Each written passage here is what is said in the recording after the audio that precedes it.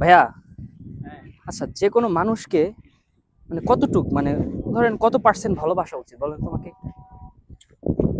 আমার এক chemistry sir, হ্যাঁ।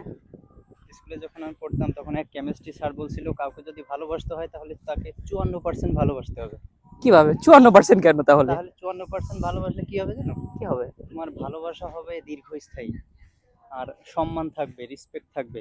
হ্যাঁ। যখন তুমি কাউকে 100% ভালোবাসা শুরু করবা তখন তুমি ওখান থেকে ফিডব্যাক ইগনোর পাবা শুধু। হ্যাঁ, এটা ওকে, মানি। তুমি এটা কিভাবে মানি। ভালো, কিন্তু স্যার বলছে, হ্যাঁ, কেমিস্ট্রি টিচার এটা মানি কারণ স্যার কারণ বলছে তুমি যদি কাউকে ভালোবাসো তাহলে 54% ভালোবাসবা, তাহলে তোমার ভালোবাসা কখনো নষ্ট হবে না। বন্ধু বান্ধব, আত্মীয় স্বজন, গার্লফ্রেন্ড, বয়ফ্রেন্ড, ঠিক কিন্তু আছে। এটা ঠিক আমি মানি কারণ একজনকে পরিপূর্ণ ভালোবাসা আসলে সে দাম দিতে তাহলে জানে তুমি না। যদি 54% যদি ভালোবাসো তাহলে তোমার ওই সম্পর্কটা অনেক দীর্ঘস্থায়ী হবে।